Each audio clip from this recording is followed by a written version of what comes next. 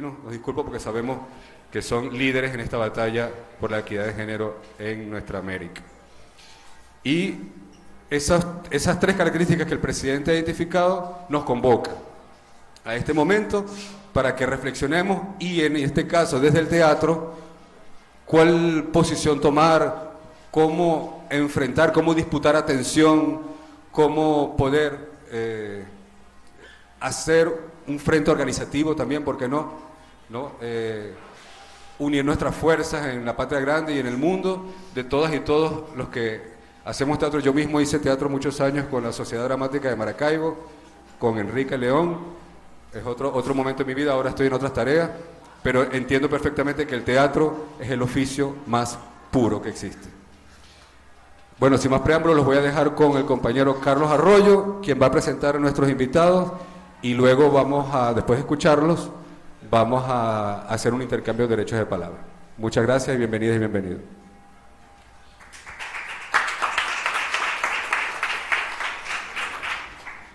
Gracias, Sergio. En principio, muy buenos días. Pedimos disculpas por la tardanza en iniciar el evento como tal, pero es propio de la dinámica de un festival estar ocupado en distintas instancias como montaje, funciones, ensayos, reuniones. En este momento estábamos trabajando en el Alberto de Paz y Mateo grabando un programa de televisión para el festival. Bien, dicho esto, yo reflexionaba, ¿no? Pensando qué hace una reunión con la red de intelectuales en el Festival de Teatro, en un Festival Internacional de Teatro, que convoca fundamentalmente bien sea a funciones o bien sea a talleres o al área de formación, que tiene que ver propiamente con el teatro mismo como tal. Y en la misma forma que pensaba, decía, uno de los grandes intereses del Festival Internacional de Teatro Progresista, que hoy está en su 7º día, ya nos quedan 3, era el por qué a mucha gente le significa la palabra progresista. ¿Por qué hay un festival que tiene un apellido, tiene un calificativo como tal? Y yo siempre lo respondo como lo respondía el padre cantor Ali Primera, que sea humana en la humanidad, que creo que es un lema absolutamente pertinente para el festival. O sea, a nosotros nos interesa desde Venezuela, desde el gobierno bolivariano, desde la revolución chavista, crear espacios que permitan la crítica, la reflexión, el pensamiento crítico, que permita un espacio de avanzada y que sea la carta de presentación para Venezuela, para América Latina y para el mundo desde estas realidades. Eso es fundamentalmente y está claro en este ejercicio del festival. Por eso agradecemos profundamente a todos los compañeros y compañeras del teatro latinoamericano, de Europa y de África, que están presentes en el festival, la posibilidad de acompañarnos, la posibilidad de sumarse como un solo cuerpo de ideas en función de este festival. Y esa es la razón por la cual hacemos este encuentro, cómo vinculamos directamente el ejercicio teatral con un movimiento de la red de intelectuales, con nuestra participación en esa misión de salvar el planeta, de crear un espacio para la crítica, yo no sé, para la reflexión, sí, fundamentalmente aquí. Entonces, en este momento se encuentra con nosotros, ¿verdad?, el maestro Aristides Vargas, de Mala Hierba. Realmente es un honor, maestro, que esté presente con nosotros.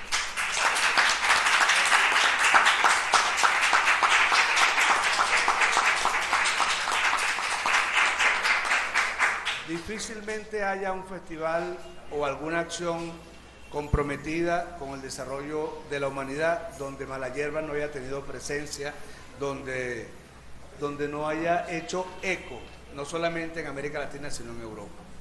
También se encuentra presente con nosotros Federico Polieri. ayer de Mar del Plata, de La Rosa de Cobre.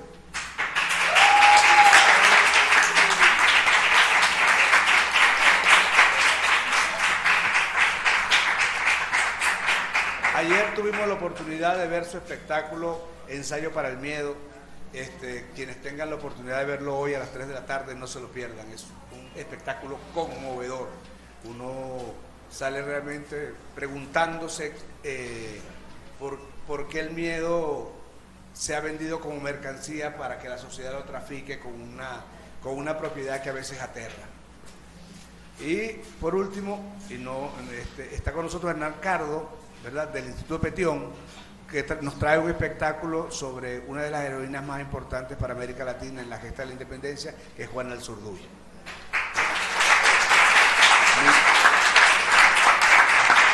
Mi nombre bien.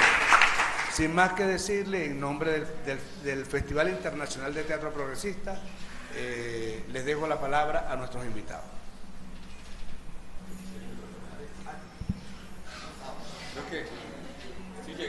Entiendo que es un micrófono cardioide, o sea que debería ser debería escucharse. ¿Ya probamos? Ya me acerco yo al micrófono. Si el micrófono no viene a mí.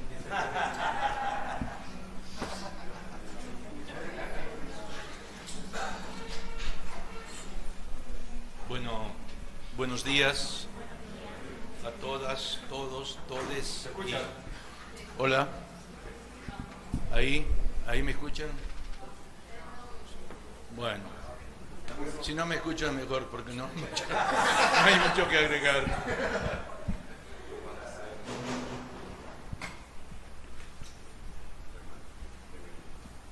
Bueno, gracias por la generosidad del aplauso y por las palabras de los compañeros de aquí. Siempre es grato venir a Venezuela. Por muchas razones. Nosotros que venimos desde hace muchos años a Venezuela y hemos visto los cambios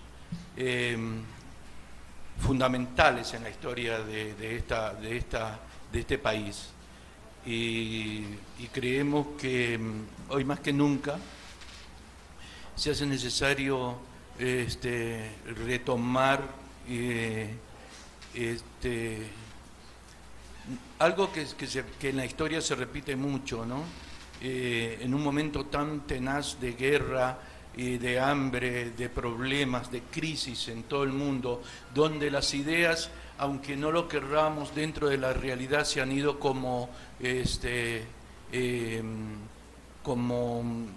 extremizando, y porque hay un momento como este, siento que es un momento muy especial porque uno tiene que situarse en alguna de las corrientes que de alguna manera disputan el estar y el cómo estar en el mundo. Es un momento donde se necesita mucha claridad y se necesita mucho debate y se necesita mucha discusión para establecer coordenadas donde los seres humanos pongamos nuestra humanidad sobre la mesa y donde lo que nos una no sea solamente la pobreza que arracia nuestros países y que arrecia nuestros países y que se instala como una realidad muchas veces insuperable. Yo creo que hay que crear estrategias para saber cómo estamos y cuáles son los proyectos que vamos a desarrollar para superar este momento, ¿no? Creo que la cultura, por supuesto, es fundamental y, por supuesto, el teatro es fundamental porque el teatro es un ensayo. Quiero decirle que no se puede trasladar tal cual lo pensamos a la realidad, pero sí podemos imaginar las múltiples posibilidades ensayar las múltiples posibilidades de subsanar lo que la ficción nos brinda como posibilidad, subsanar los errores de la realidad o los horrores de la realidad, depende de cómo lo miremos, ¿no? También pienso, perdón que sea tan despelotado para hablar, pero yo no tenía muy bien organizado el discurso y no tenía muy bien, no sabía muy bien. Yo, es más, pensé que venía a otra reunión con otro tema. Entonces, pero bueno, creo que todos los temas de alguna manera están entretejidos, porque yo recuerdo una película cubana que se llama La memoria del subdesarrollo, y en esa película comienza la película con una cita extraordinaria, que dice que el subdesarrollo es la imposibilidad de concatenar una cosa con la otra, es decir, conectar una cosa con la otra es un signo del subdesarrollo. A lo que voy es que a esa reunión que iba era de teatro político, y esto también es teatro político. Por lo tanto, conectamos esas realidades para no vivir en el subdesarrollo cultural. Y quiero decirles también que el teatro nos propone un debate y nos interpela constantemente en cuanto a la comunidad a la que pertenecemos. El teatro es fundamentalmente un juego que se sitúa en el corazón de la comunidad. Es un debate, siempre ha sido así el teatro, desde el teatro griego hasta el teatro indígena, hasta Ollantaytambo, que es una obra de teatro en quichua, descubierta, redescubierta, retraducida. Nos presentan debates al interior para que la comunidad de alguna manera no solo se refleje, porque eso sería como un lugar común, sino que debata, que piense, que discuta sobre lo que le está pasando.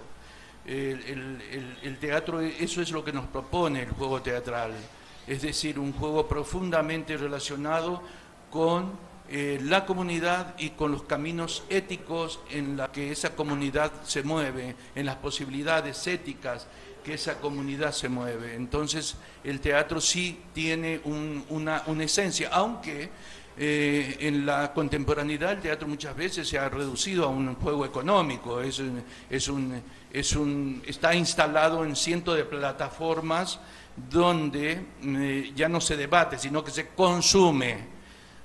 Ha cambiado eso en la realidad, ¿no? El espectador ya no es espectador, sino consumidor.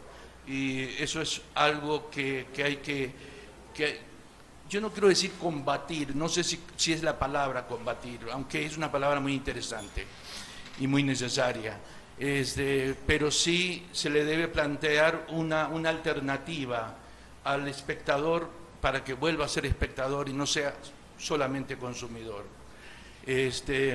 Por otro lado, quiero felicitarles porque después de la pandemia muchos de nosotros salimos como de cuevas y hemos estado cerrados, y venir a Venezuela es encontrar a un montón de amigos, amigas, amigues que hacíamos muchos años que no veíamos y que no sabíamos de ellos, ¿no? O de ellas. Y me parece que eso ha sido importante e interesante, porque los encuentros teatrales no solo son encuentros teatrales, ¿no? Son encuentros emocionales. Eso también es necesario, ¿no?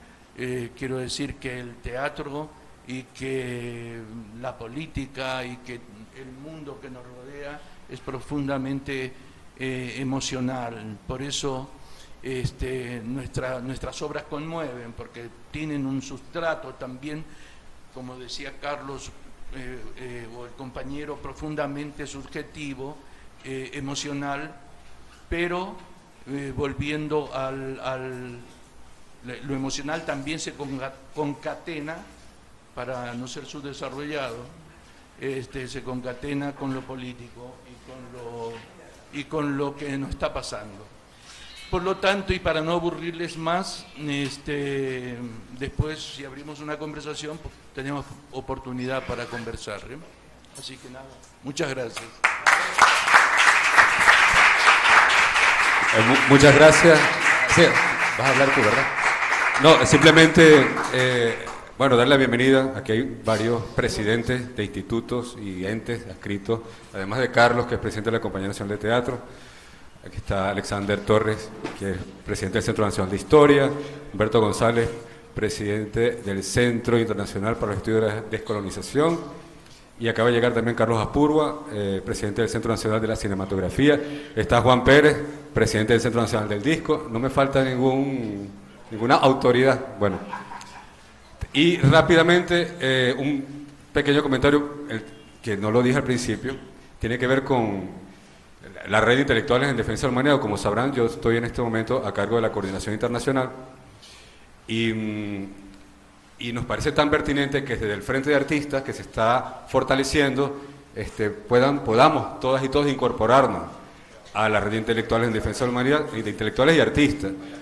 Los que no conocen la red, es una red creada hace casi 20 años, el año que viene cumplimos 20 años, una idea del comandante Chávez, del comandante Fidel Castro, para, como bien decía el maestro, poder combatir, para que la humanidad salga. El comandante Chávez decía, la mejor defensa es el contraataque, es decir, que también es tiempo de que la humanidad salga a defender la vida, salga a defender la paz, y bueno, y en este caso a través del teatro. Compañero, bienvenido. Hola, hola, ¿se escucha bien? Bueno, buenos días a todos y a todas. Muy agradecido y muy emocionado de estar acá en Caracas, en Venezuela, en este festival. Así que muy agradecido a la organización del festival y a la red de intelectuales también por esta invitación. Ayer hicimos nuestra primera función de ensayo sobre el miedo. Fue muy emocionante poder compartirla acá en Venezuela. Para mí particularmente, en realidad, porque esta es mi segunda visita a este hermoso país. La primera fue en circunstancias no tan felices, fue en marzo del año 2013, en oportunidad del fallecimiento del comandante Hugo Chávez. En ese momento yo, además de director de teatro, soy periodista y vine a cubrir el traslado del cuerpo del comandante desde el velorio, de esos 9 días de velorio hacia el cuartel de la montaña, 4F. Y ayer estuvimos allá, fuimos a visitarlo, a saludarlo, a homenajearlo con el grupo La Rosa de Cobre de Argentina, al que pertenezco. Y mucho de lo que viví en esa experiencia en el año 2013 fue cargando, creo yo, y de alguna manera siento que ha contaminado parte de mi trabajo dramatúrgico y en particular en relación a esta obra. Hay algo de ver un pueblo conmovido, entristecido, pero esperanzado, y sobre todo sin miedo, salir a la calle a despedir a su líder.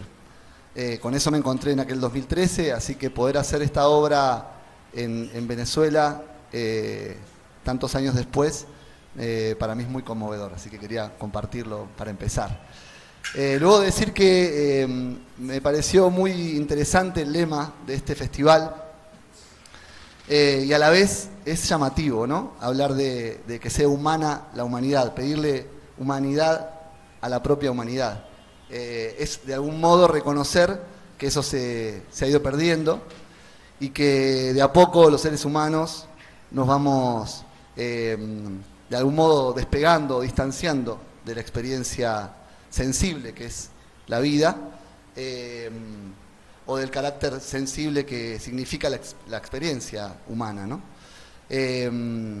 Entonces me parece que es un lema con el que me resuena muy bien, que me parece que es un lema que tiene que guiar nuestras conductas y nuestro trabajo, tanto en el arte como en la política, que también tiene que ser humanizada.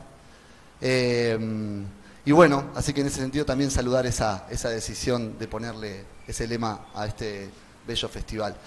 En nuestra obra, de algún modo, intentamos problematizar lo que entendemos como una crisis civilizatoria, que es la crisis del proyecto histórico del capital.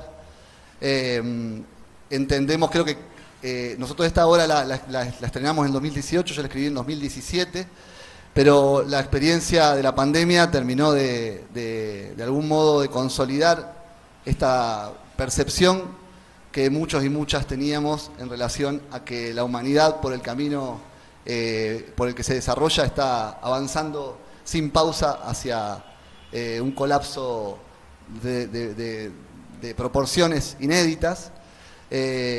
Siento o en algún momento fantaseamos con la idea de que la pandemia nos estaba dejando por lo menos ese aprendizaje, a pesar de todo lo trágico y lo difícil que fue. Ahora, medio que con el volver a girar de la rueda, nos entran ciertas dudas de que esto haya sido por lo menos una advertencia, una alerta en la dimensión que debería haber sido, pero por lo menos sí estamos advertidos de que si no cambiamos este presente, el futuro que nos espera es dramático.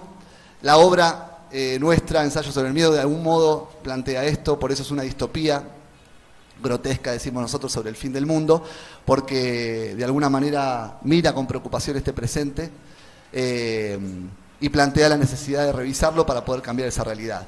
Digo que el colapso civilizatorio o esta crisis civilizatoria es la crisis del proyecto histórico del capital y en particular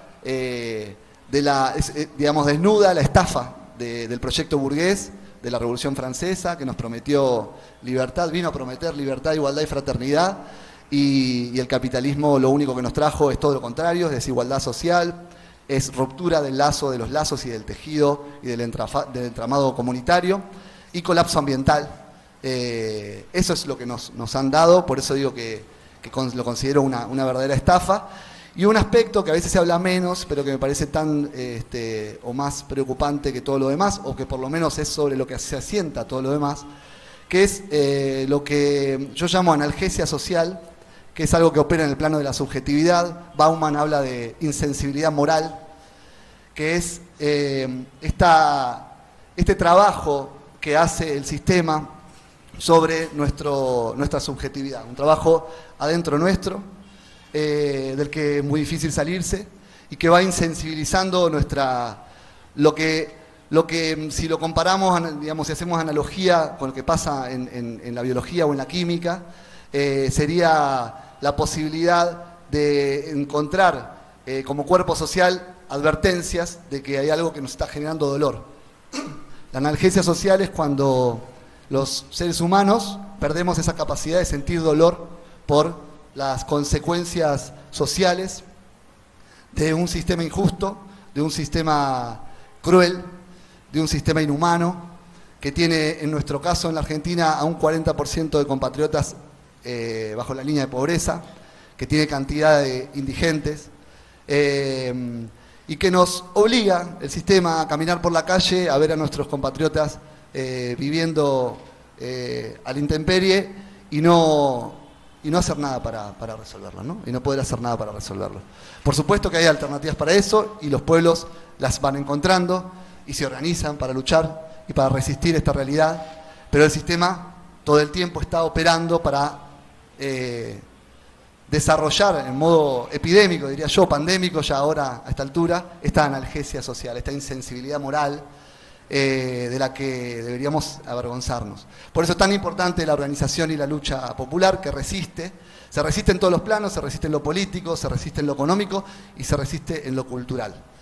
Y en este sentido cabe preguntarse entonces cuál es el papel o qué podría aportar o ofrecer el arte, y el teatro en particular, porque es lo que nos convoca en este caso, para atacar esta situación, para desmontarla. Quizás para nosotros es más difícil dar batalla, por ejemplo, al colapso ambiental desde la actividad artística, pero sí podemos trabajar contra la analgesia social, sí podemos combatir la insensibilidad moral, porque el teatro es sobre todo una práctica que nos puede permitir la resensibilización del cuerpo social. Es fundamentalmente una práctica que puede garantizarnos eso, y por lo menos nosotros tratamos de pensar en nuestra actividad de esa manera, mucho más incluso que pensarlo en clave de el teatro o el arte como un objeto de consumo para ofrecer como mercancía y ponerlo a girar como uno más de los consumos que puede tener, de los que puede disponer la sociedad, sino como una práctica en donde se produce este ejercicio de resensibilización. Digo que este carácter particularmente interesante y que puede brindar nuestro teatro, nuestro arte, tiene estas características por dos razones. Una es por su temporalidad. Tiene una temporalidad otra, muy diferente de otras prácticas sociales. Y en particular el teatro, incluso en relación a otras artes, creo yo que tiene una temporalidad más apegada a los ritmos de la tierra. Esto es una idea que plantea Cartoon, Mauricio Cartoon. Dice que el teatro, nuestro compatriota argentino, no sé si lo conocen, quienes no lo conozcan, lo recomiendo ampliamente, es nuestro filósofo terrenal, vamos a decir. Mauricio es un gran sabio de la cultura argentina y latinoamericana y mundial, diría yo. Él habla de que el teatro lo considera el humus de la cultura. Y creo que tiene que ver con esto, de que el teatro va al ritmo de la tierra. El teatro uno no lo puede acelerar. Uno va a ese ritual maravilloso, se sienta a ver la obra, no puede pausarla para ir al baño, no puede rebobinar, no puede volver a ver, salvo que vuelva. Hoy si quieren volver a ver la obra, las 3 pueden. Pero no se puede en el momento tocar nada de lo que está sucediendo. Es como plantar un árbol, dice Cartoon. Uno lo planta y bueno, confía y tiene la fe en que eso va a dar a su tiempo, con esa temporalidad que tiene la tierra, los frutos y esa maravilla y la sombra y todas las maravillas que nos ofrece la naturaleza. Intentamos pensar en el teatro de esa manera y esa otra temporalidad es una de las razones por las cuales el teatro puede aportar esta resensibilización del cuerpo social y proponerle al cuerpo social, que está hiperacelerado en estos tiempos, una otra temporalidad. Y el segundo aspecto que también puede aportar a esta resensibilización es su valor en tanto productor de lo social. El teatro como productor del lazo social. Como decía hoy, el teatro no pensado como productor, o los artistas, no pensarnos como productores de objetos de consumo, sino como productores de lo social. Más en clave de trabajadores sociales, diría yo, y trabajadoras sociales, que de artistas separados, ahí en un panteón, separados de nuestro pueblo, de nuestra sociedad. Nos gusta pensar también que el arte puede ofrecer eso. Y en la pandemia quedó muy de manifiesto eso.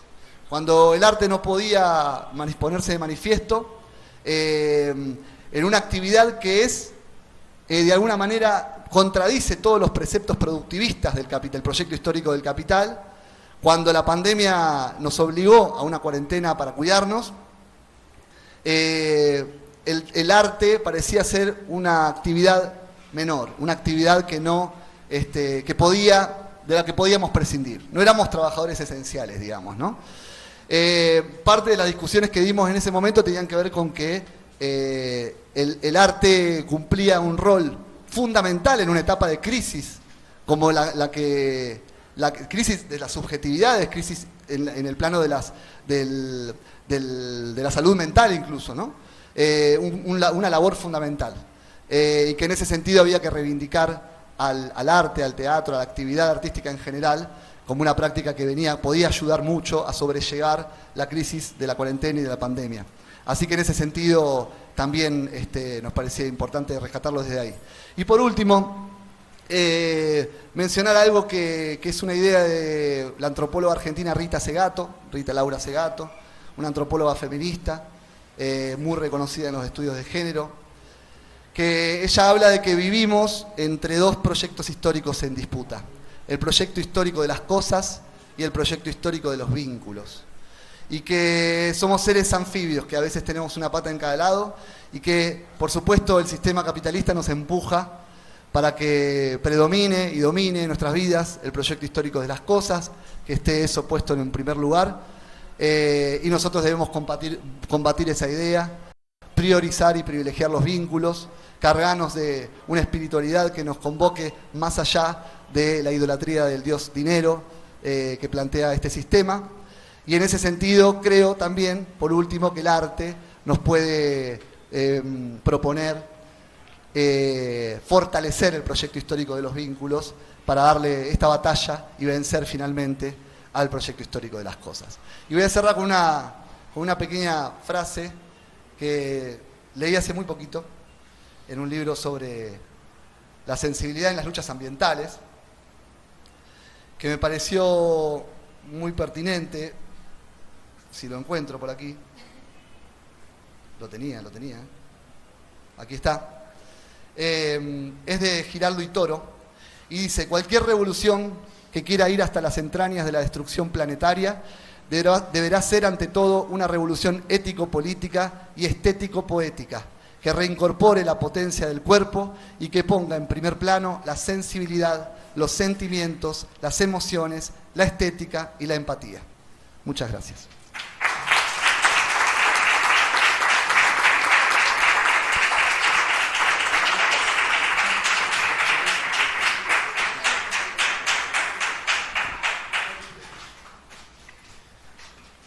Bueno, buen mediodía para todos, todas, todes.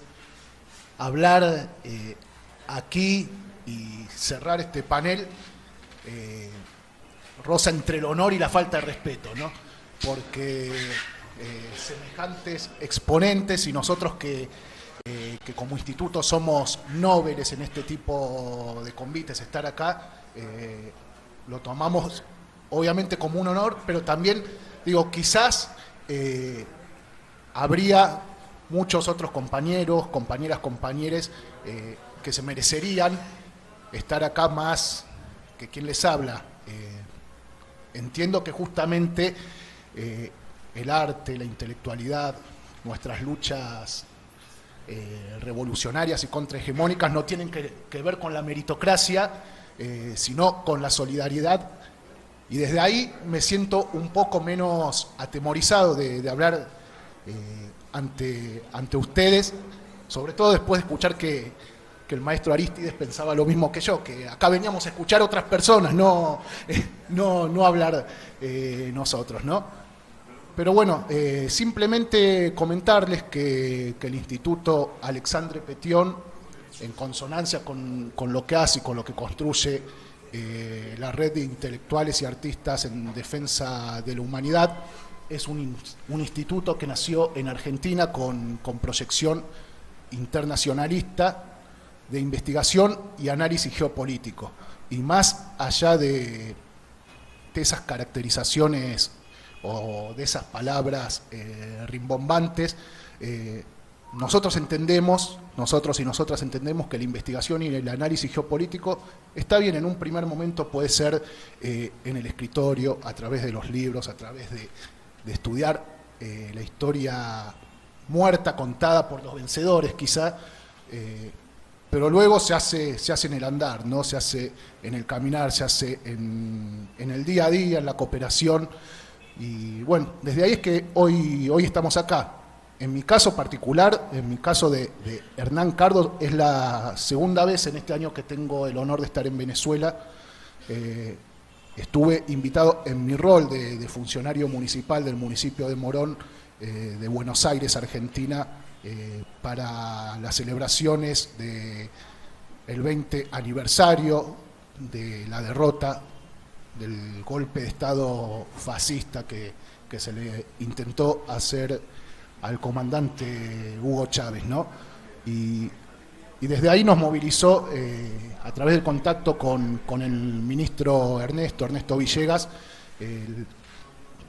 el ofrecimiento nuestro de participar en este festival con el unipersonal Mi Nombre es Viento, que es del dramaturgo, director, escritor y guionista Marcelo Adrián Sánchez, y que versa sobre la vida de una de nuestras heroínas más importantes y más invisibilizadas de la historia de lo que en aquel entonces era el Virreinato del Río de la Plata. No estamos hablando de Argentina, Bolivia, Paraguay y zona sur del Alto de Perú y de Chile.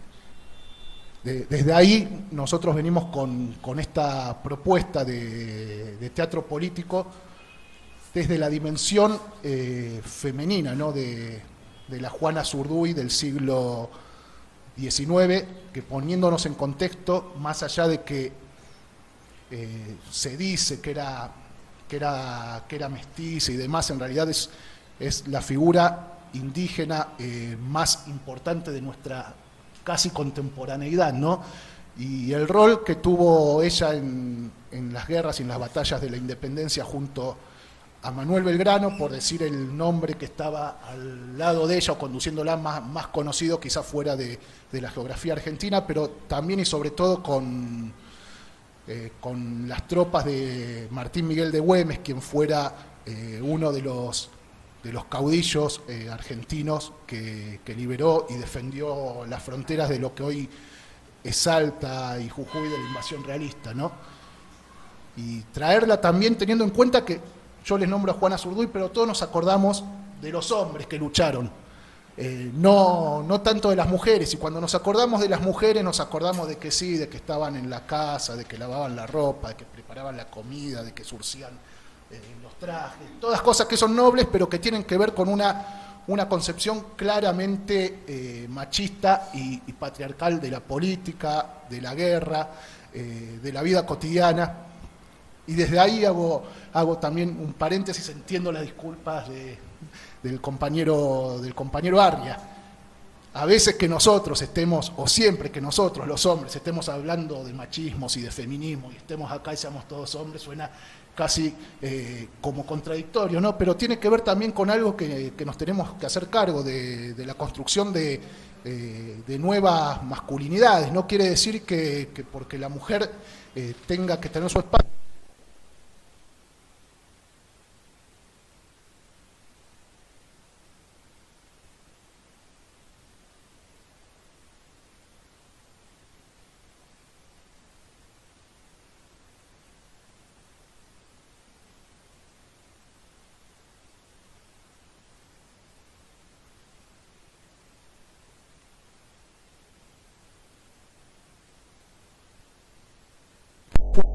Fueron resignificados en los primeros 10 años del siglo XXI, ¿no? En esa conjunción casi mágica que hubo en nuestros territorios con Néstor Kirchner, con Hugo Chávez, con Rafael Correa, con Fidel, obviamente, ¿no? Con Lula. Algo que parece que se puede volver a dar, pero no se va a dar de la misma manera. Estamos hablando de los tópicos que ponía en el tapete el viceministro de los cambios de época y la batalla cultural. Y es interesantísimo, ¿no?, el tema de la dimensión de la batalla cultural, porque hoy la batalla cultural claramente no se da por la violencia física, por las armas y demás, o sí, pero esa dimensión es casi como accesoria, ¿no? El tema de la batalla cultural, yo creo que en nuestra América claramente los paladines de estos es Venezuela, ¿no? Hoy por hoy en Argentina todos, para dar un ejemplo, todo el mundo, sí, casi todo el mundo, así como nosotros podemos decir acá que para que el chavismo caiga derrotado hay que exterminar al 80% de los venezolanos, podemos decir con un dolor en el corazón que para que nosotros podamos como proceso popular dentro del kirchnerismo y el panperonismo continuar en el poder, habría que lograr una transformación y un empoderamiento y una concientización popular de fácil el 70% de los argentinos. Hay que decirlo, ¿no? Y eso no es una crítica para ese 70% de los argentinos, sino justamente que es una crítica para nosotros, que muchas veces nos creemos iluminados y nos hablamos a nosotros mismos, ¿no? Y me parece que desde ahí justamente la intelectualidad y la batalla hoy en el siglo XXI está a través del arte, la cultura y la comunicación. Eso lo entendieron los yanquis antes que nosotros, por eso, a excepción de Venezuela, Cuba y quizá Nicaragua, el resto de los países de Latinoamérica estamos tristemente pseudo colonizados por la televisión, por las películas, por las obras de cine. Y en eso nosotros, y yo particularmente, como político y como comunicador antes que dramaturgo y hombre del teatro, veo lo que decía Fede, ¿no?, del humus. El teatro como el último resguardo de eso, porque entiendo claramente, y se ve hasta en las obras de producción anglosajona, que claramente el teatro es el lugar donde la humanidad saca o quiere reflejar lo más noble de su esencia. Y desde ahí nosotros, además, volviendo a la obra que desde el Instituto con Marcelo y Karen proponemos hoy, que es Mi nombre es Viento, también creo que se puede claramente reinterpretar nuestra historia. Sobre todo la bibliografía que hay es bibliografía escrita por los vencedores, y los vencedores claramente, a priori, no fue el pueblo. Les cuento a ustedes para que sepan, en el caso nuestro de Argentina, a nosotros, seguramente a vos, Fede, te pasa lo mismo, nos conmueve mucho cómo realmente ustedes veneran, homenajean a sus verdaderos héroes y a sus verdaderos próceres. Si uno simplemente, sin ver los monumentos, se pone a indagar los nombres de las calles de la ciudad de Buenos Aires o la provincia de Buenos Aires, el 90%, Sergio lo sabe, vivió 6 años en Argentina, son genocidas, son exterminadores de nuestra cultura. De hecho, nosotros trabajamos mucho con un compañero que habla de desmonumentalizar la historia. Nosotros, por ejemplo, para darles un ejemplo, en la Plaza Alsina de Villa Sarmiento, por decir un lugar chiquito donde que la mayoría no conoce, tenemos el nombre de Alsina. Alsina. Un exterminador de los pueblos originarios, un desclasado, un oligarca de esa estirpe que le decían a nuestro libertador, al libertador del sur, a San Martín, no vengas a Buenos Aires porque no tenés garantizada tu seguridad. Y ahí está el contraste. Ustedes fíjense, la figura de San Martín porque es la más enconada. Ahora hace poco celebramos los 200 años del abrazo de Guayaquil, ¿no? Pero todos nuestros héroes y heroínas murieron en la indigencia y perseguidos por el Estado Nacional. El propio San Martín se tuvo que exiliar, pues no podía volver. Y pasó con todos y cada uno. Entonces, reivindicarlos ahora y entender, sobre todo esto, entender que esas personas eran lo humano que la humanidad necesitaba, y sobre todo humanos, creo que nos puede movilizar a nosotros para decir, eran personas de carne y hueso, como nosotros. O sea, a nosotros en la escuela nos enseñaban que San Martín cruzó los Andes en un caballo blanco. Nadie nos enseñó que San Martín cruzó los Andes en un catre moribundo, y que después se levantó y fue a pelear. O sea, eran seres humanos. Desde ahí creo que el arte y el teatro en particular es la avanzada para generar conciencia, para elevar nuestro nivel de conciencia y para seguir empoderando a nuestros pueblos, ¿no? No quiero sobreestimarlos, pero yo estoy seguro de que ustedes, los venezolanos y las venezolanas, en ese sentido están un paso adelante nuestro. Nosotros, con la mitad de los padecimientos, los argentinos, perdimos una elección en el 2015, con la mitad de los padecimientos, o con la 10ª parte de los padecimientos que ustedes tienen a través de estos bloqueos inhumanos que están sufriendo, ¿no? Y desde ahí, bueno, desde ahí nosotros venimos a hacer nuestro aporte, pero estoy convencido que nosotros nos vamos con la misión de seguir propagando lo que, además de nuestros libertadores, Ali I nos legaba a través de su canto y de su poesía. Así que bueno, no mucho más que decir. Muchísimas gracias por la invitación y esperamos estar a la altura de vuestras expectativas. Muchas gracias, compañero. Le damos la bienvenida a nuestro viceministro para la Economía Cultural, compañero Raúl Casal. Muchas gracias por acompañarnos. Vamos a organizar ahora, abrir un derecho de palabra. Aquí está el micrófono de Manaure, que nos lo va a prestar para que podamos, los que quieran intervenir, porque estamos transmitiendo a través del canal Cultura Venezuela esta actividad. En esos monitores que tenemos allí, tenemos la señal en streaming. Creo que no sé si lo tienen de aquel lado, pero bueno, aquí hay 2 monitores que me anuncien. Y bueno, no sé quién, hagamos, por favor, Alexander. Alexander Torres, presidente del Centro Nacional de la Historia. Sí. Bueno, primero que nada, buenos días a todos y a todas.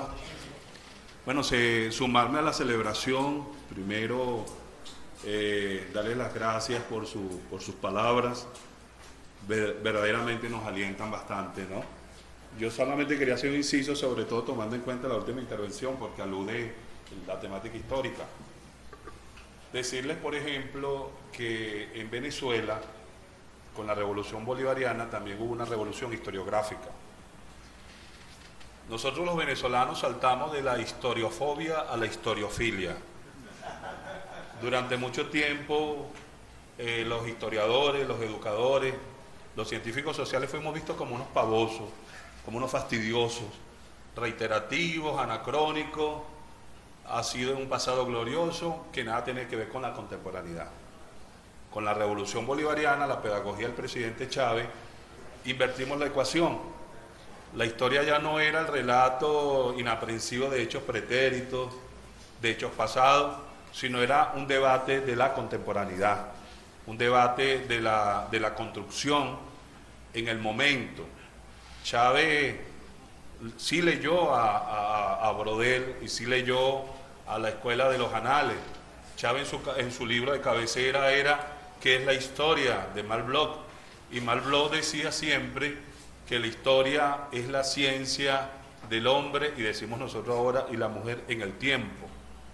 Que lo pasado no nos interesa en cuanto a pasado mismo, nos interesa en cuanto a que nos da clave para la comprensión del presente y la construcción de un futuro mejor. En tal sentido, es muy interesante esta discusión historiográfica. Pero quería agregar ahora más, en virtud de que nuestros invitados son las intervenciones han sido de los hermanos argentinos. No sé si todo lo que la reunión hay otras personas de otros países.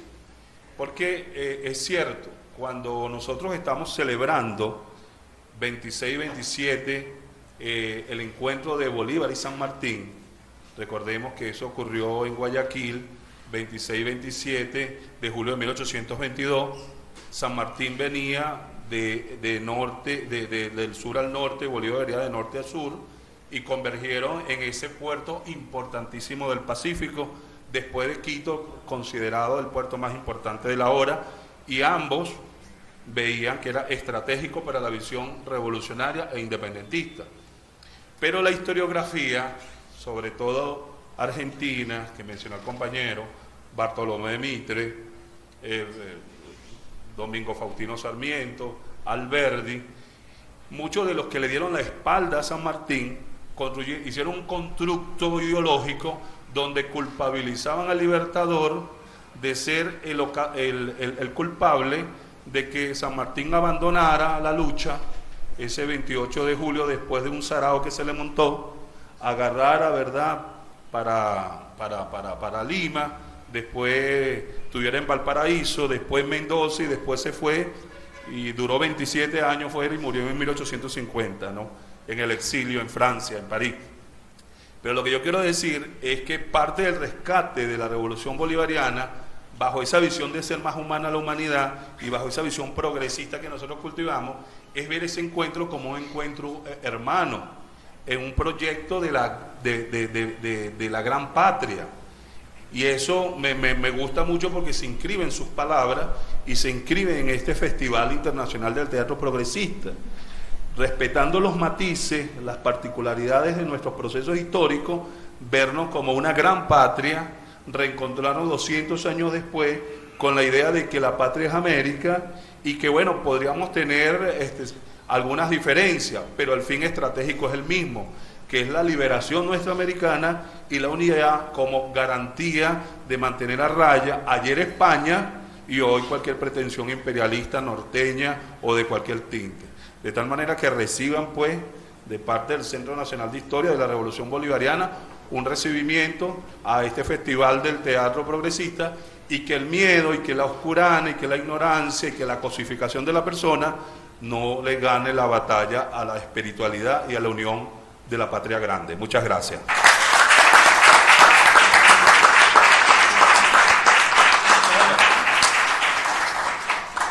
Buenas. Raúl Casal. Muchas gracias, Sergio, por la invitación. Vine un poco tarde porque también fui invitado para un foro vía Zoom por Julian Assange, ¿no? Que se está haciendo toda una sesión por mostrar lo que está pasando Julian Assange. Pero siguiendo el constructo de Alexander Torres Iriarte, presidente del Centro Nacional de Estudios Históricos o de Historia, yo conversé que mañana se estrena un programa gracias a la intervención aquí de Carlos Arroyo, con Omar Baliño. No sé si está aquí Omar. No está. Ahí conocí la palabra teatrología. No la conocía. Pero interesante porque teatrólogo cubano, ensayista, editor, presidente de la Biblioteca Nacional de Cuba, y hablábamos sobre los héroes, ¿no? Tanto que hablan aquí, que hablamos de los héroes, y yo le decía, porque bueno, fuimos a la Plaza Bolívar, y digo, bueno, aquí un viajante lleno de polvo llegó hasta aquí, que es lo que dice José Martí cuando llegó a Caracas, a la Plaza Bolívar, a ver los tres héroes, ¿no? Entonces yo le decía, fíjate las cosas de las revoluciones, ¿no? En Cuba, en la revolución cubana, pone la grandeza de Martí por delante, pero también lo marmolizan, ¿no? Lo ponen en estatuas, lo ponen en todos lados. Y cuando uno entra cuando uno llega en el aeropuerto dice patria es humanidad, José Martí, ¿no? Un concepto que nos dice mucho. Y yo le decía, con esta revolución, con la revolución venezolana, nosotros a Bolívar lo bajamos de la estatua, ¿no? Sin quitarle la grandeza. O sea, la cuestión está en cómo nosotros vemos a nuestros héroes. En el caso de Argentina, sí, la verdad es que, bueno, ya conoció Sergio cómo fue esa construcción, esa conspiración. Y hay unos que se salvan, ¿no? Mariano Moreno, por ejemplo, algunos. La verdad es que uno no podía contarla, pero lo que importa ahora es este presente. Ahora, viendo ese pasado, viendo esas reflexiones que tenemos, esos nuevos estudios que estamos haciendo sobre nuestra historia, es lo que hoy nos permite hacer un festival de teatro con una moral que no solamente levante la moral de Venezuela, levante la moral de todo un continente, de todos nuestros países que están hoy luchando contra un sistema que hoy por eso Julian Assange nos quiere presionar. Es decir, ese es el constructo de este presente y este futuro, viendo siempre al pasado. Gracias, Alexander, por esa palabra. Gracias, Raúl. Para nuestros compañeros y compañeras de la Patria Grande, informar, por favor. Informar simplemente que el presidente Nicolás Maduro, el pasado 12 de octubre, me hizo un llamado para crear una comisión para los estudios de la descolonización, es decir, que en Venezuela estamos en clave descolonizadora, también desde hace un año, desde hace mucho tiempo, pero ya específicamente a través de esta comisión que preside el ministro Ernesto Villegas y que lleva por nombre un nombre un poco largo, que es una comisión para el esclarecimiento de la verdad histórica sobre la esclavitud en Venezuela y en América Latina. Compañero, por favor. Gracias, buenos días para todos. Estoy aquí en representación de los estudiantes de la Universidad Nacional Experimental de las Artes, UNEARTE. Agradecidos porque ustedes estén aquí, agradecidos por el Festival de Teatro Internacional de Teatro Progresista. Es maravilloso poder disfrutar pues de todas las agrupaciones nacionales e internacionales que se han presentado. Y para ser breve, hablando del tema de la masculinidad, me gustaría hacerle una pregunta a Federico Polleris sobre la última obra de Éxodo, que ahora es un ensayo sobre la masculinidad. ¿De qué va más o menos? ¿O cómo fue ese cambio de ensayo del miedo, que fue una obra que en mi caso la conocí en pandemia y significó mucho para mí porque ese momento fue como de miedo para todos, de no salir, y fue que conocí Ensayo del Miedo y después viene Éxodo con este tema de la masculinidad. ¿De dónde surge esto? Bueno, gracias por la pregunta. Éxodo, Ensayo sobre la masculinidad, es una obra de teatro documental. Surge posterior a Ensayo sobre el Miedo y en realidad el origen es bastante curioso. Yo estaba trabajando en la adaptación de la obra Fuente Ovejuna de Lope de Vega y resultó que, un poco influenciado por nuestro clima de época, encontré una subtrama que hablaba sobre que en el momento en que ese pueblo de Fuente Ovejuna iba a justiciar al comendador, que era un enviado de la corona, abusivo, que abusaba de las mujeres sexualmente, pero además de todo ese pueblo, las mujeres quieren participar de ese ajusticiamiento, se autoorganizan, los hombres no querían que ellas participen, y ellas participan igual. Esa subtrama de la obra, en la que no se repara generalmente mucho, me pareció interesante y pensé en hacer una adaptación poniendo el foco ahí.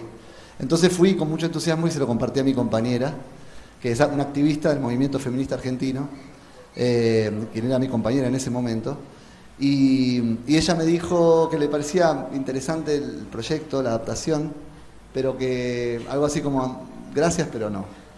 Y en realidad su argumento era que le parecía un poco paternalista que los hombres, por ahí entusiasmados por la ola feminista, la cuarta ola en Argentina fue muy, muy fuerte, quisiéramos como interpretar o querer explicar la posición desigual de las mujeres en la sociedad.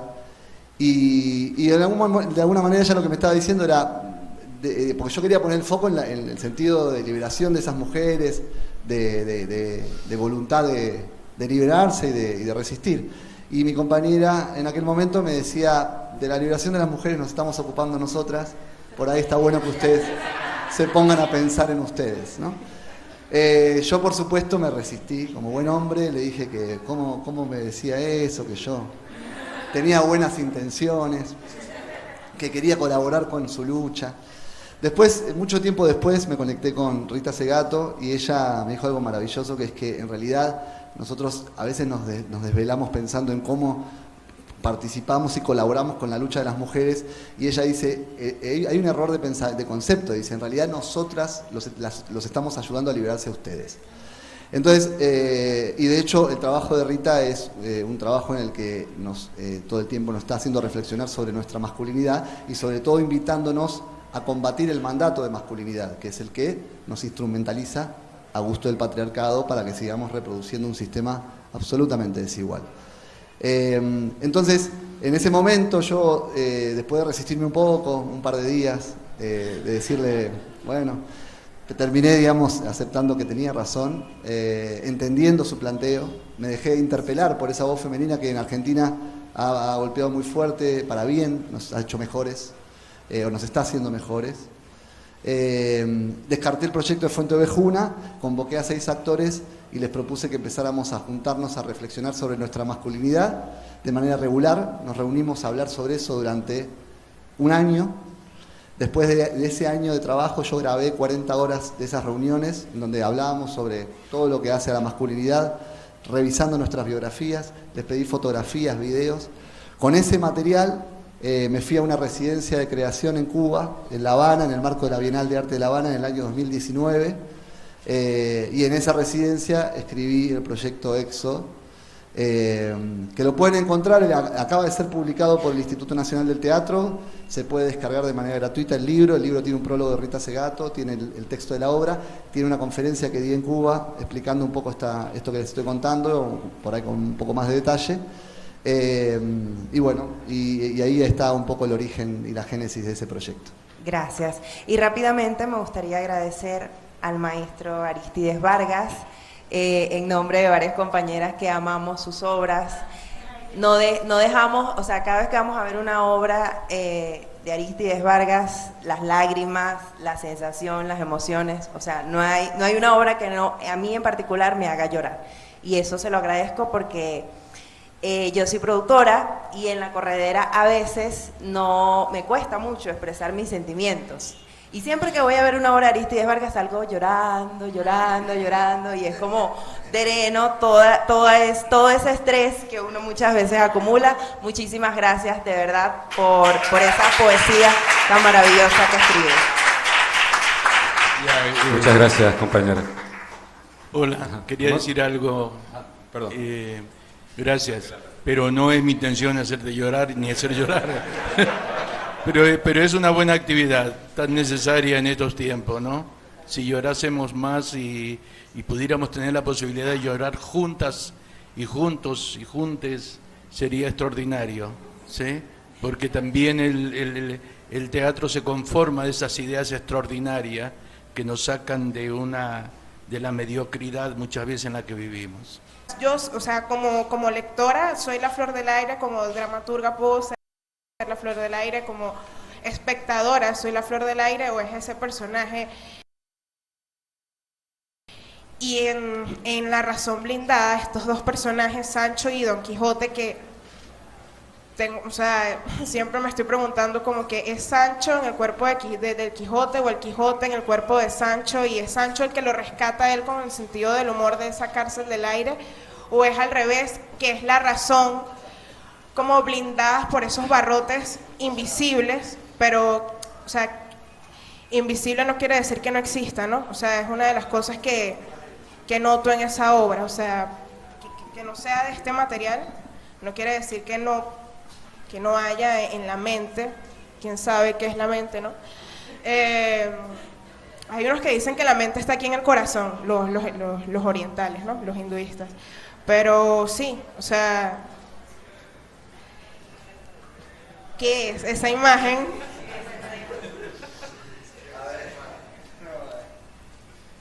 Bueno, es muy difícil responderte. Quiero decir que está muy bien lo que has entendido y que todo lo que yo diga va a empobrecer lo que has dicho, de alguna manera. Y que en La Razón Blindada, bueno, esta relación con el aire se relaciona fundamentalmente con el exilio. El exilio, en esencia, es estar fuera, es estar en el aire, es aprender a sostenerse, que es otra obra que se llama Pluma, que también habla sobre eso, aprender a sostenerse en el aire. Hay una serie de connotaciones que se relacionan fundamentalmente con el exilio, con el aprender, de alguna manera, estar en un lugar así, pero el exilio no es una cuestión únicamente de castigo de carácter político, no, el exilio puede ser también un exilio existencial, donde por alguna extraña razón no te sientes integrada o integrado a algo, y esa no integración te lleva a una espacialidad particular que se traduce metafóricamente con esa imagen del aire, ¿no? En el caso de La Razón Blindada, la obra comienza con un texto entre los dos personajes, que uno le dice al otro: lo que vamos a hacer el domingo es un túnel. Y le dice el otro: y un túnel, sí, un túnel intangible. Y el otro dice: un túnel inteligible. No, es intangible la palabra. Y el otro, las dos palabras de alguna manera en esa obra significan lo mismo. Hay cosas que no se pueden explicar porque el arte no lo explica y no es papel del arte explicarlo. Es decir, es una aproximación a algún sentido, a lo que quiero decir. Es decir, en el trabajo artístico yo digo esto es un vaso, pero no es exactamente un vaso. Muchas veces le decimos ficción, pero la ficción no es más que una forma de lo real, no es más que una forma de la realidad. Solo para construir, por ejemplo, desde la historia, construir una patria grande, lo que nos proponía Bolívar, en aquella época pudo ser una ficción, porque recién se estaba constituyendo, pero esa ficción nos movilizaba. porque son ideas que te movilizan, porque lo que no existe también moviliza, ¿sí? Están muy relacionados con el trabajo artístico, te lo quiero decir. Por otro lado, el juego que muchas veces se repite, que yo no lo sabía que se repetía, es porque estudiantes me lo han dicho cuando hacen tesis, me dicen, estoy estudiando sobre los animales en sus obras. Yo digo, ¿cómo los animales en mis obras? Sí, dice, porque en esta aparece un gato, en esta un perro, en esta un burro, un caballo, Y claro, en una de esas... La rata de Rata, eso es esto, una fauna que evidentemente se manifiestan cuando uno escribe o cuando uno está en esta actividad, que es una actividad que Enrique Buenaventura, un gran maestro colombiano de teatro ya fallecido, decía, lo más interesante es cuando dices lo que no quieres decir. Entonces yo creo que uno cuando escribe y cuando está en actividad artística dice más cosas que las que quiere decir. Y para mí ese es el momento profundamente teatral, cuando ni siquiera el autor puede explicarlo. Que tú das una explicación y que está bien, ¿sí? Ayer, por ejemplo, en Maracay hacía mucho frío en el teatro, porque aquí hay que abrigarse para entrar al teatro, una cosa rarísima. Abrigarse para entrar al teatro, y entonces hacía mucho frío, me salí y me senté al costado es un teatro precioso el de Maracay, y al costado... Perdón, sí, maestro, el Teatro de la Ópera. Son espacios de inviernos controlados. Sí. Entonces, y había un señor ahí sentado, y me empezó a dar conversa el señor, y nos dice, estábamos yo y un chico de Mala Hierba, y nos dice, aquí están dando obras de teatro. Sí. Y ustedes van a presentar que sí, somos una compañía de Ecuador, de Quito. El señor dijo de Quito, pero pensó que Quito era un país. Y nosotros no le dijimos nada, porque no hay que intervenir en el universo imaginario de los demás. Y entonces dice, ¿qué obra presentan? Le dijimos La razón blindada. Yo vi esa obra en el año 84. No existíamos en el año 84. En el año 84 dice, yo vi esa obra, y entonces aparece un personaje y dice, yo tengo la razón, y otro personaje dice, yo también tengo la razón, y entonces aparece una mujer y dice, nadie tiene la razón, y él actuaba, y él estaba haciendo un ejercicio imaginario. A lo que voy, para no alargarles el cuento, ese ejercicio es necesario en el teatro, y es necesario incluso cuando nosotros, desde una perspectiva únicamente intelectual, queremos operar nuestras obras. Hay que dejar ese otro espacio para que los demás, todas, todos, todes, puedan imaginar lo que tú te imaginas, que siempre estará mejor que lo que yo imaginé, me parece. Gracias. Gracias. Vamos a usar este. Dinos tu nombre para que te conozcamos. Muy buenas tardes, Luis Mancera. Un saludo desde la Universidad Nacional Experimental de las Artes. Actualmente soy vicerrector de la universidad y es un inmenso honor ver la cátedra de teatro latinoamericano en cuerpo y sangre aquí presente, y un merecido aplauso a todos los maestros y maestras que, bueno, conforman un ansiado deseo que tenía César Regifo hasta el último momento que se hizo el Festival de Teatro Venezolano, digamos, con carácter venezolano. Era un teatro que se mirara hacia las regiones, y creo que la valía de Carlos Arroyo, como cito las palabras de Federico, ¿no? Ha contagiado con su mirada desde Portuguesa, digamos, reubicar unos festivales que siempre han tenido una mirada centralista de la capital y ha descentralizado eso, y eso ha sido un ejercicio importante. Y bueno, agradecer a los estudiantes porque han estado participando activamente, estudiantes de la licenciatura en teatro de nuestra universidad y de la licenciatura de artes escénicas de la Universidad Central de Venezuela, que bueno, ya ahí vieron las preguntas y en qué andan, ¿no? Porque además como jóvenes han vivido un periodo histórico los últimos 7 años donde son la flor del aire, ¿no? Entonces, y tienen que asirse de un lugar, y este festival ha sido ese espacio y los que vendrán. Un poco mi preocupación también como profe estudiante, porque los profes nunca podemos perder la cualidad de estudiante, es la tarea de la construcción de la memoria. El teatro latinoamericano, el teatro caribeño, ha estado con una inmensa preocupación por la identidad y también por la memoria, y la identidad en tanto reconstrucción. Nosotros tenemos una tarea aún por reconstruir, que es el Caracazo. Hay una cantidad inmensa de cadáveres, de cuerpos que no han sido reclamados, ¿sí? No están identificados. Entonces hay una tarea de reconstrucción y el teatro está en deuda. Un poco hacia dónde vamos, ¿no? La pregunta sobre el teatro latinoamericano en función de la construcción de la memoria.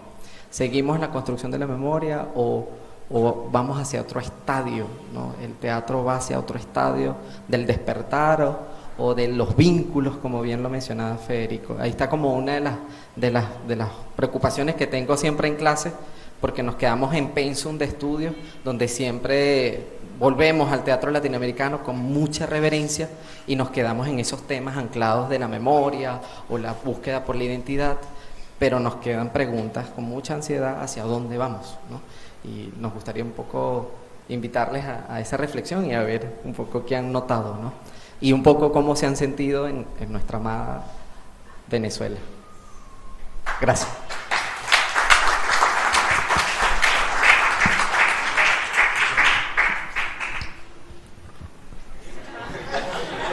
Nadie la agarra. Luis, muchas gracias por la pregunta, por la reflexión. ¿Cómo nos sentimos? Yo puedo hablar por mí, por el grupo La Rosa de Cobre Argentina, pero seguramente es compartido. Nos sentimos muy bien, felices, y nos han recibido con mucho amor y con mucho cariño, como suele hacerlo el pueblo de Venezuela. Es una respuesta imposible,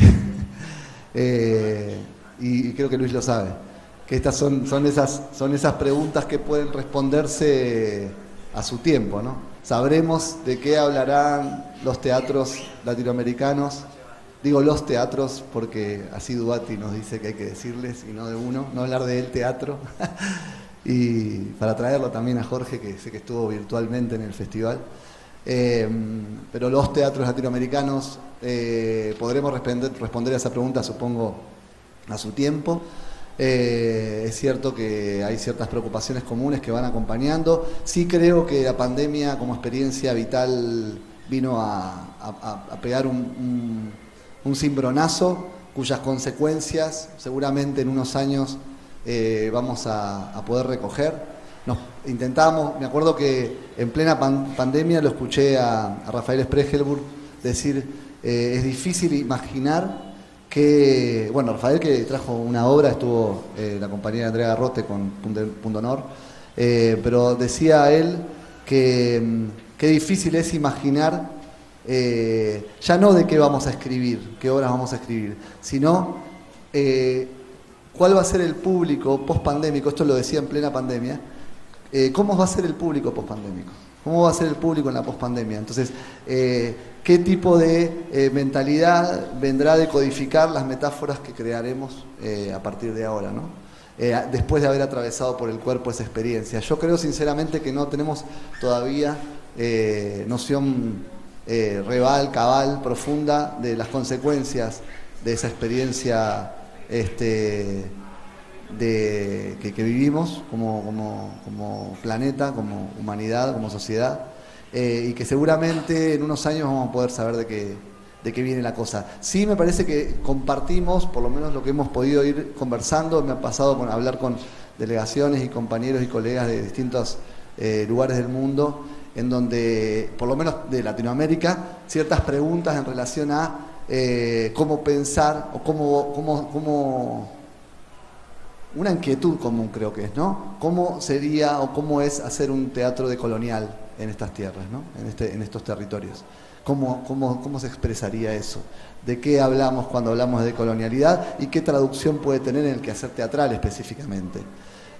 Hay experiencias sumamente valiosas al respecto, pero yo creo que es una pregunta que cada vez se instala con más fuerza. Siento que todavía queda mucho por llegar a nuestros teatros del giro epistémico o el giro decolonial, esa gran revolución epistémica, insisto, tiene todavía que llegar a muchos territorios. En nuestro caso, un país que, como saben, tiene mucha influencia europea, el eurocentrismo cala, no sé si más hondo, pero tan hondo como en otros países, quizás en algunos casos más.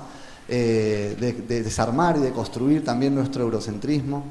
Es una tarea difícil, pero creo que son preguntas que empiezan a llegar con más fuerza y no sé si este es el camino hacia donde van los teatros, por lo menos argentinos, pero sí creo que muchos estamos haciéndonos preguntas al respecto y seguramente muchas de nuestras búsquedas empiecen a intentar crear con estas preguntas sobrevolándonos. Eso se me ocurre decir. No sé si va por ahí, pero gracias. Sí, muchas gracias. Bueno, no sé si un último derecho de palabra. ¿Cuántas personas quedan? Damos 1 o 2 para ir cerrando. Además, porque además tenemos a Manaura que nos va a interpretar unos temas del primera. Ahí el micrófono, compañero. Preséntate, por favor. Ricardo Valenzuela, también profesor de la Universidad de las Artes. Lo mío es breve, bueno, de todo lo que han dicho, de verdad agradecerles por las intervenciones acá, por todo lo que nos han aportado y lo que además, como bien decían las dos estudiantes, nos han legado. Es un legado de verdad, maestro.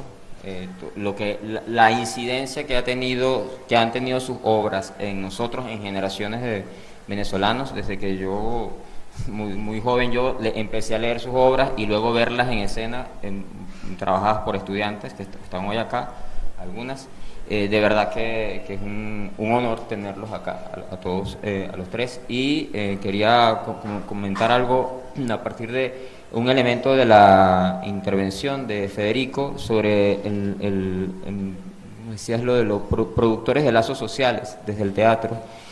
Y las 3 intervenciones, por distintas razones que no voy a venir a decir acá porque me extendería mucho, pero las 3 intervenciones me fueron llevando a una parte del tomo 1 del Capital de Marx, que una frase con la que quiero cerrar la intervención, que es, Marx dice en una parte del tomo 1, dice: en la historia, como en la naturaleza, la podredumbre es el laboratorio de la vida. Cuando Marx hablaba en esa parte de la podredumbre, se refería a eso que está pasando, como subrepticiamente, como por debajo, que no es tan visible, que eso de los triunfos, de las historias contadas desde los grandes eventos, no hace visible esto otro, que hace visible, que empieza a ser visible el teatro, o que hace visible el teatro, y por eso hacía énfasis en esto, ¿no? Desde esos lazos sociales que se establecen en el teatro, cómo es que allí hay una historia que se está reescribiendo. Era eso.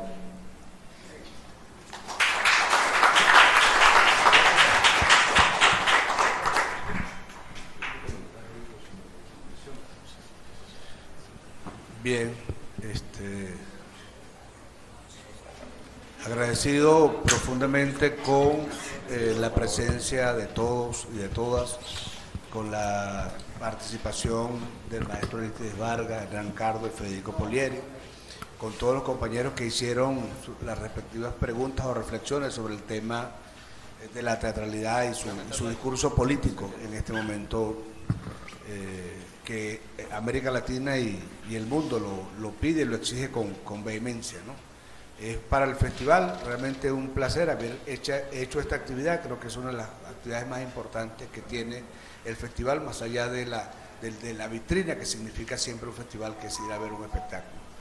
Creemos que estos espacios deben ser de mayor contundencia y más seguidos.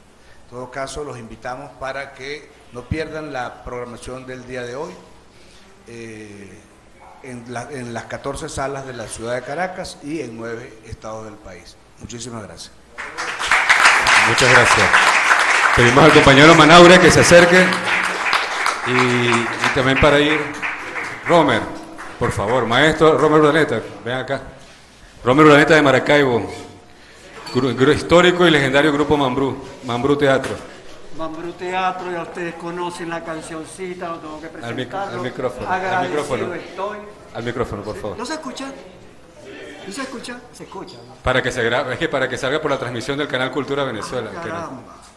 Bueno, sería muy extenso hablar de la cultura de la cual soy heredero para poder luego hablar de la resensibilización.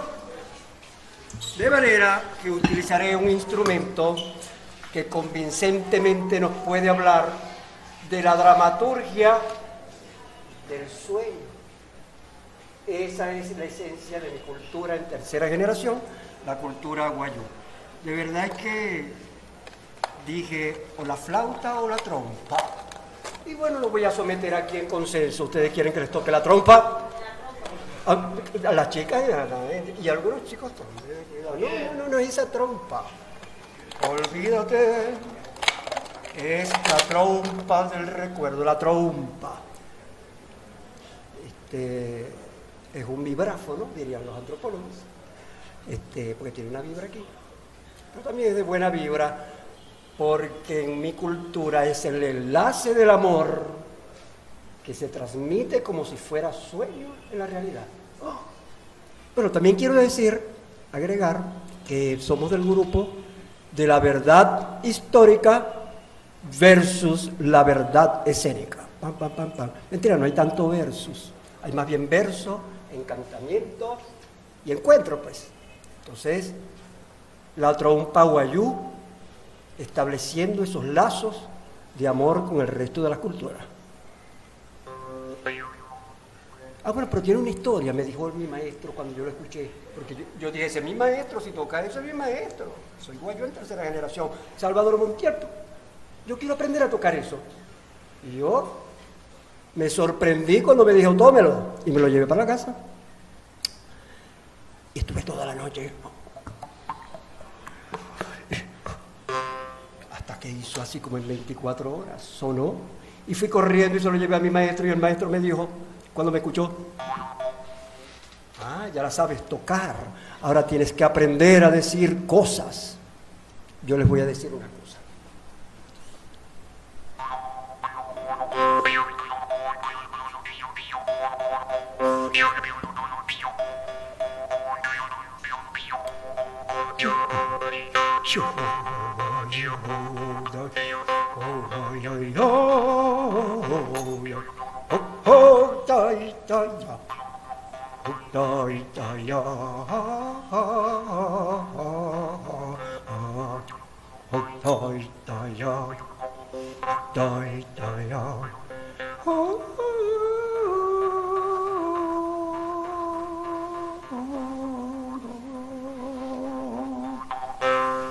Soy el aire.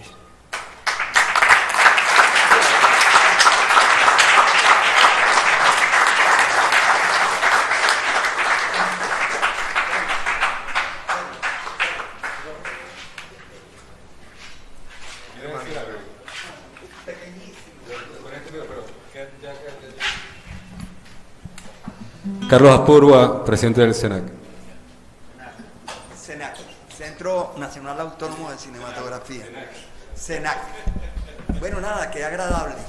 Este baño de arte maravilloso que nos hace soñar y contarnos en nuestras percepciones, nuestras subjetividades, y nos encuentra en un hecho de profunda integración latinoamericana en las emociones más extraordinarias. Nos hacía falta este baño de teatro por todo lo que implica.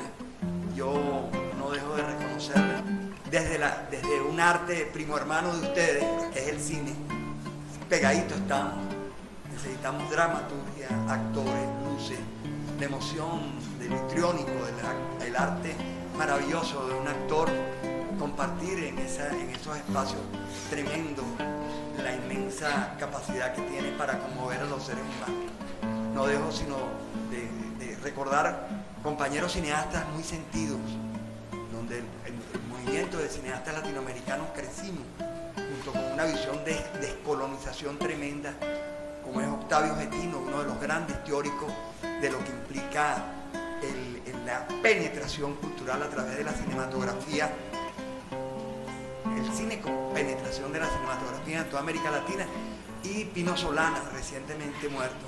De manera que bienvenidos a la patria y gracias por estar con nosotros en nuestra tremenda y difícil manera de resistir al imperialismo y ser un país libre. Gracias por estar aquí con nosotros. Carlos Manaure Cantor. Ante lo que hacen ver los grandes propietarios de medios de información y entretenimiento de la historia, lo que quieren hacer, que reflejan hacia afuera, negando lo que es la realidad interna nuestra. Y nosotros siempre estamos al paso. Y si con esta pandemia no pudieron con nosotros, en este momento, mucho menos. Gracias por la presencia de Romer, nuestra identidad nativa.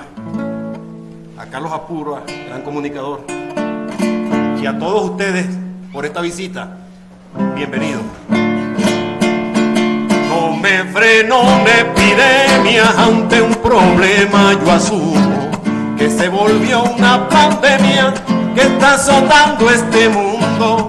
Pendiente mi patria buena, si no perdimos el rumbo, hay que romper la cadena, somos un solo conjunto, que si esto es una amenaza, tal vez no sea un mal presagio, solo una cara nos muestra y tiene un doble rasero.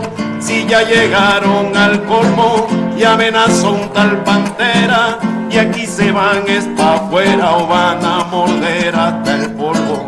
Si ya llegaron al colmo y amenazó un tal Pantera, y aquí se van es pa' afuera o van a morder hasta el polvo.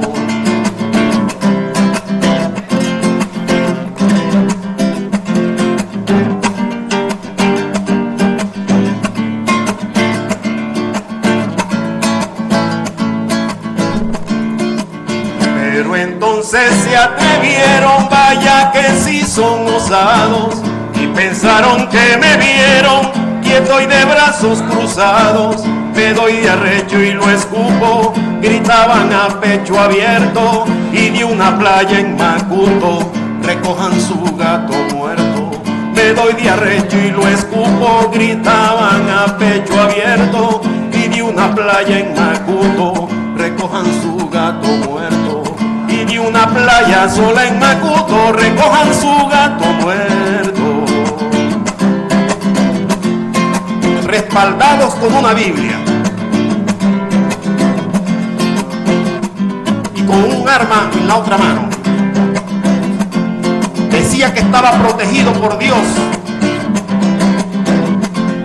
y que venía a liberar a Venezuela asesinando al presidente Maduro. Su historia quedó reflejada en una playa abandonada de Maduro. Oye el canto de mi gente, porque hoy estamos venciendo, que al sur de este continente hay pueblos amaneciendo. En amanecer del alba logramos vencer cadenas. Llevo un cacique en el alma y a Bolívar en las venas. En amanecer del alba logramos romper cadenas. Llevo un cacique metió en el alma y a Bolívar en las venas. Llevo un cacique metió en el alma y a Bolívar en las venas.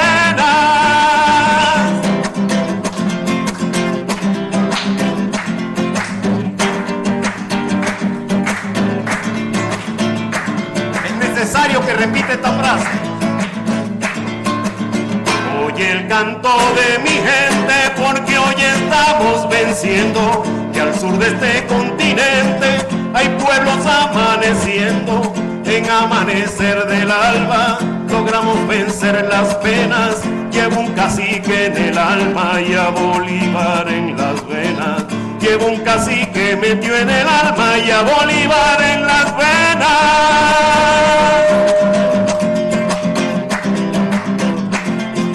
Lai, lai, lai, lai, lai, lai, lai, la, la, la.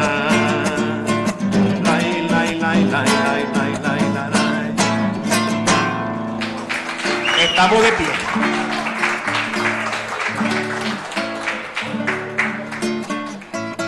Para despedirlos, hermanos, desde este lugar, nodo de producción, Ali Primera, podemos decir entonces: si descansan las costillas mientras el pueblo va y viene, y que de cualquier astilla se puede sacar la cuña, vamos mi pueblo, no fuña.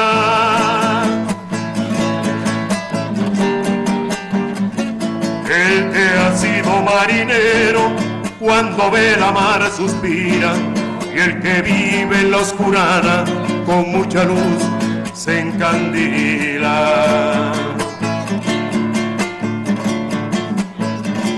Abre brecha, compañero, que ya sopla viento de agua, y ya hay que espantar el perro antes que se eche la meada.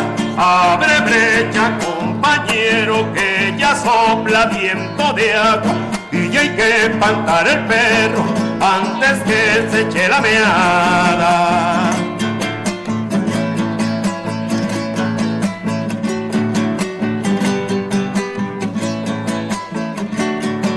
El pueblo que refranero canta con su propio rezo, aunque un rosario de penas lleve guindando en su pecho. Y hay que afinar el tino, es decir, la puntería, que aunque diga groserías, el pueblo tiene derecho. Y no se me ponga recho, pero es la pura verdad, que no hay peor mala palabra que esta misma sociedad, que la mayor grosería la dice esta sociedad.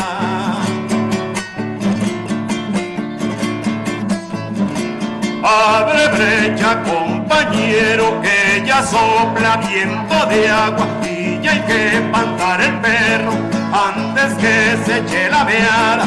Abre brecha, compañero, que ya sopla viento de agua, y ya hay que espantar el perro antes que se eche la meada.